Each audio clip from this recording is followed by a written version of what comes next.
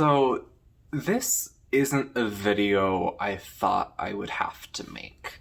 And I thought I already spoke about this on my Instagram, which you should definitely check out, where I spoke about how the Purito controversy is a very, very interesting situation that we have here in the skincare community that is something that is difficult to understand. It's not something that is presented in a way that is meant to be understood easily.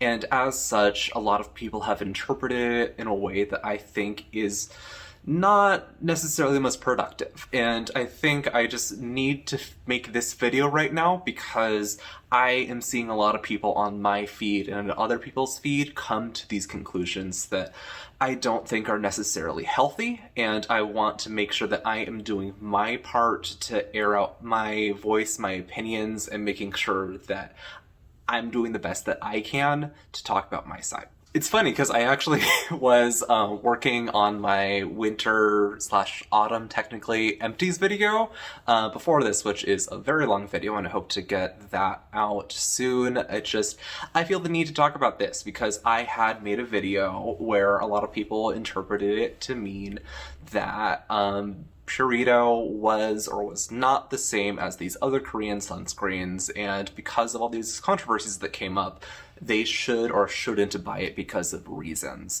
And let's kind of start all from the beginning here, because this all happened really, really early on. The earliest I can remember is when people were commenting and doubting that Korean sunscreen, specifically the Purito, was too low of SPF formulations for it to actually be the SPF of 50 plus and PA of 4 pluses.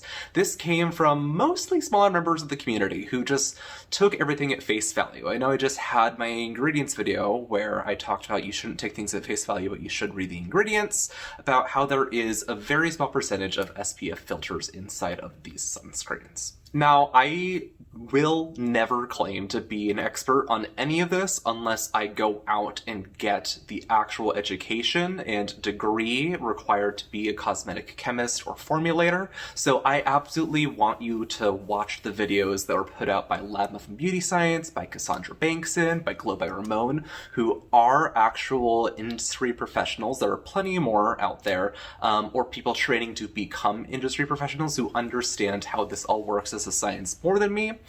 But essentially what happened was people were doubting it, and that all kind of got brushed aside because there wasn't really any evidence behind of it. There wasn't anyone who did the studies, who did the very long tests that it takes to make sure that you can get an actual SPF rating of things. Unfortunately, it is not as simple as taking a machine and taking your sunscreen and putting it in the machine and it tells you this is the rating.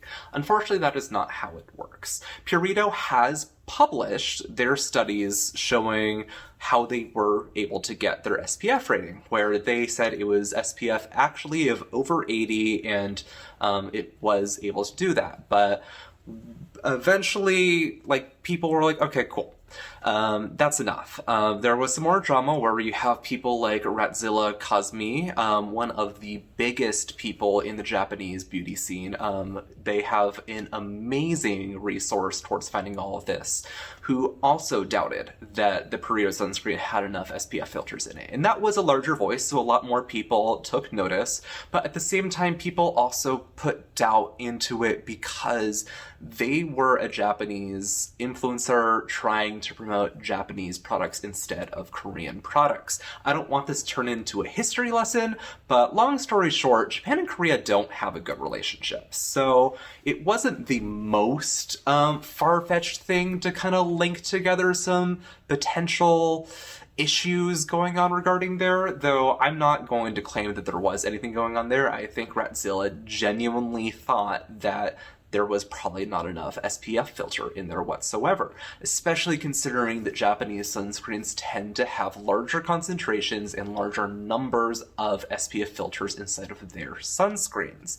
Additionally, they do tend to be more alcohol heavy, which can also help with the film forming and the penetration enhancing of a product to possibly increase that as well. It is important to note that the SPF filters are not the only thing that determines the SPF of a product, because you can get products like, I like to put Australian Gold as an example. Their sunscreen uses maybe 4% of SPF filters. It's like 2% zinc oxide and 2% titanium dioxide. Maybe it's 4 of each. Even that. The typical recommendation that we have for mineral filters is you want 20% zinc oxide. That is the gold standard to make sure that you are getting the proper UVA protection that you want from zinc oxide. And Australian Gold notably has less, but they also have their studies published showing that yes, there is enough going on here that it will reach the SPF that we have demonstrated. Because Australian Gold and Purito are sold in different markets, they have used different labs and different regulations to determine these numbers. So that is also not to mean that Australian Gold is lying. And that really is going to be the core of the subject I want to talk about today. Like, be careful about the information you are drawing conclusions from, because this isn't about drawing conclusions from unsubstantiated evidence. This is about taking everything at face value. Anyway, my point of all that tangent was that you can add ingredients and you can add parts to a sunscreen formulation to enhance the efficacy of everything that is going on inside of that formulation. So you don't necessarily need the full 20% zinc oxide, you can get away with less. And that is a big defense people were saying with the Purito sunscreen, where there are things inside of the formulation that should increase the efficacy of the sunscreen filters inside of there. See, part of the issue in regards to these tests, though, is that a lot of them are in best case scenarios. A lot of them are determining that these are people who are not going near water, who are not sweating a lot, who just are going through a very perfect case scenario. And a benefit that the Australian Gold has over the Purito is that the Australian Gold is water resistant for up to 80 minutes, which means it is likely going to stay on your skin a lot better than the Purito.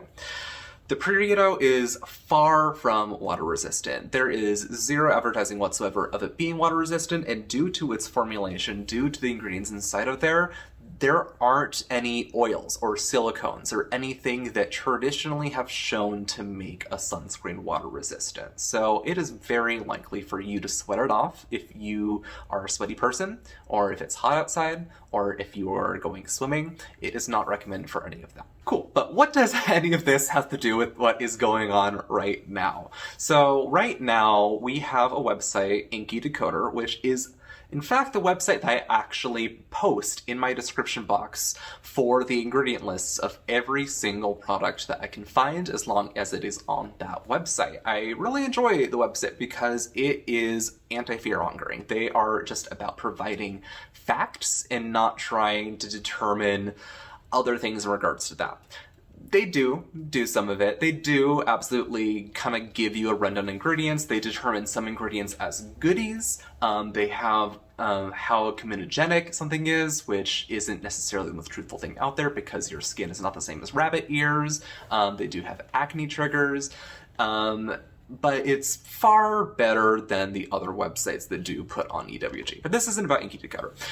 What Inky Decoder actually said in their article is that they were able to get some European labs who do sunscreen testing to do a test of the Purito sunscreens. And what they found was that in vivo testing, meaning on skin, so actual testing on a real life scenario versus in a very controlled cell scenario, it was actually more akin to an SPF of 19. Let's stop there for a second. What does this mean? Does this mean that the Purito actually is SPF 19? Maybe. Does it mean that Purito lied? Maybe. The important thing to take here is that it's not good to draw conclusions from here. It's not good to draw conclusions. What it's good to do is to be aware that there are potential misnomers going on where maybe the testing that went on from Purito wasn't accurate. Maybe the conditions are different. Maybe the lab who makes the formulation changed something. We don't know. We don't know if this is Purito's fault. We don't know whose fault this necessarily is, but what we do know is that Purito then did issue a statement saying that they were going to get not only this sunscreen retested, the one that was studied, but also the scented version, but also the mineral one. And they were going to get it retested. And that really is the right response, in my opinion. The right response is to make sure that they are doing their due diligence to make sure that they are presenting themselves as truthfully as possible. We have seen this before where there is there's a preservative that is very often used in Asian clean or green cosmetics that's called like Uronapri. Probably not supposed to be pronounced, probably supposed to just be the letters. But this is a preservative that there was a Chinese chemist who published a blog post saying that this contained mercury and is not safe. And eventually that chemist took down their statement, and all of the other companies who used it, Benton being probably the biggest name company who did end up using it, doing their own studies to make sure that this was not the case. It ended up not being the case. There was not enough mercury in there to be any risk whatsoever. There is probably an very, very indistinguishable amount in it, if any at all. So don't be afraid of Uronapri. But the whole idea of the story is this type of thing happens all the time. So that's kind of where we are today, but I do want to make sure that I am taking accountability for things that I have done, because I have published a video where I was comparing the Purito sunscreen with some other sunscreens. I brought out the Keep Cool because that is the biggest name one out there right now, but a lot of people have misinterpreted what I was trying to say in the video, and I want to make sure that I am being as clear as possible because I feel that is my job here as a YouTuber, to make sure that I am making sure that everything that I say has as much meaning and correctness to it as I am able to know.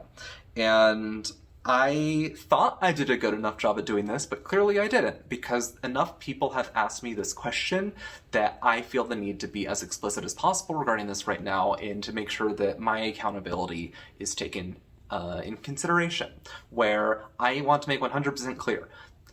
Purito sunscreen is not made from the same lab as the Keep Cool, as the Be Plain, as the Round Lab, as the Hige.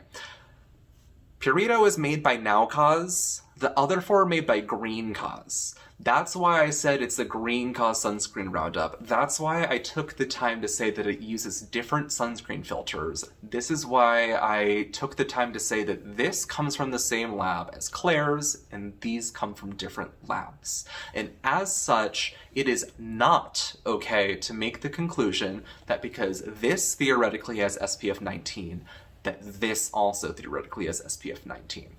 Because they come from different labs in different formulations, you cannot make that conclusion.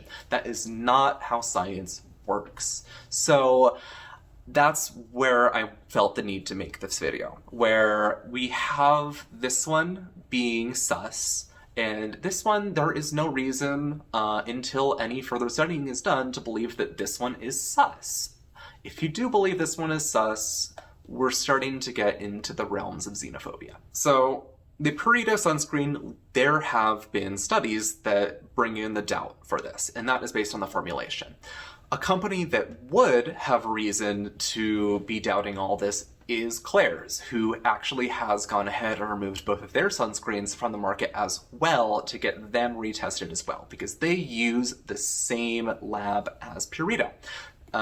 Because a lot of these products are using the same base formulation, that is reason to believe that maybe they should be getting it retested. So if you are worried about your sunscreen efficacy, this one and the Claire's might have cause for concern. That doesn't mean you should throw them out. Don't throw sunscreen out. Don't throw any skincare out unless literally nobody wants it. Even then, you can probably find somebody who wants it, because just because it's SPF 19 doesn't mean it's no good. That means that if you are in a low UV index area, spending your time indoors, that's great. If you want a hand cream, this would be a great hand cream for the day that can give your hands a nice SPF, because your hands need sunscreen too. But when you say that conclusion mean that this Keep Cool sunscreen only has SPF 19, there isn't any evidence that defends that behavior. They use different sunscreen filters, they use different labs, and they use different formulations. Could it end up also having the same issue of this being SPF 19 due to low percentages of filters? Absolutely. But drawing a conclusion that it does has no basis in science right now, and that is what is important to remember. I urge you to avoid xenophobia into concluding that all Korean sunscreens are not going to be truthful about their sunscreen protection. This to me doesn't make any sense. With Korea being a culture that heavily values sun protection, where you're wearing clothing that protects you from the sun. You are wearing sunscreen all the time. You're buying it all the time. You're using it so much. And having tone-up effects to help pale your skin so that you don't look like you're as tanned makes me find it silly to believe that Korean sunscreen manufacturers would have reason to lie to their consumers in the first place. Their goal is to have their consumers happy because the sunscreen is working. They are not getting tan as intended. So it doesn't make any sense why they would create a product intentionally that will not actually protect you from the sun. So I don't think this is an issue of all Korean sunscreens being bad. It just doesn't make sense from a business perspective. Additionally, some people might have concern about possibly the Korean regulators not being diligent enough about the sunscreen testing. That's also something that we don't know the truth about. It very well just could be different testing methodologies. It very well could be it was just a bad result at the time. Science isn't 100% effective all of the time in regards to testing these things. That's why we have false positives and false negatives. It is a reality that we unfortunately have to deal with, and while they are extremely low, they do happen. That is how the world works. I will say, if even after this, and even after my urging you not to be afraid of Korean sunscreens still persists, I do have a recommendation. Like a big draw, especially for a lot of people, for the Purito sunscreen was that it was very effective, very cosmetically elegant, but even more importantly, it was very affordable. This is a sunscreen that did not cost a lot, and it worked really nicely on people's skin. They enjoyed putting it on, and that is one of the biggest disappointments people have when it comes to European and American sunscreens. They're often very oily, they're often very greasy, and that's something that not a lot of people really like. And for that, I recommend that you check out the Japanese sunscreens. I do recommend that you look at them. This is the Omi Viridio sunscreen that I have reviewed on this channel before. This is extremely affordable. It's about $10 for 80 grams of product, so it's an even better deal than the Purito sunscreen. And it contains multiple filters inside of it. This does not have alcohol if you are worried about alcohol like a lot of sunscreens, though this does have titanium dioxide as one of the filters, though it is primarily an organic filter sunscreen. It goes on very nicely. Some people find it to be very kind of glossy, I think is the best way to explain it. It depends on your skin type. But I really enjoy this one. If you are someone who doesn't really enjoy the glossy look, a lot of them do have alcohol, which might actually be a great choice for your skin. We have Suncut, we have Skin Aqua, we have Biore, we have so many options for you to try out in regards to there as well that you might feel more comfortable with if you are afraid for, in my opinion, silly reasons to be trying Korean sunscreens. At the end of this video, I just want to make sure that I am doing my due diligence to make sure that I am keeping my viewers educated in regards to the background of this situation. I really hope that y'all will just be calm, collected, and wait for more information to come, because that is all we can do. as consumers, because there isn't enough evidence for anything like a class action lawsuit, and if there is one, good luck getting one filed for Korea. There isn't enough evidence to determine that this is something that we should be concerned about, and it might just end up being that everything is fine and nothing was wrong in the first place. So don't be too hasty to come to conclusions when those conclusions do not exist yet. That is what I'm trying to say. I would love to hear about your opinions in the matter of this down in the comments below. I want to talk about it. You can also message me on Instagram directly, where I have been responding to a lot of people about this and my opinions on the matter. Stay safe, stay educated, and make sure that you're doing the best for you and your own personal needs in this time. Make sure to like and subscribe to my channel if you would like to see more videos that are maybe a little bit more lighthearted, but I do try to make sure that I tell the truth whenever possible. And I'll catch you all in the next video, which will probably be my empties video. Thank you so much. Bye-bye.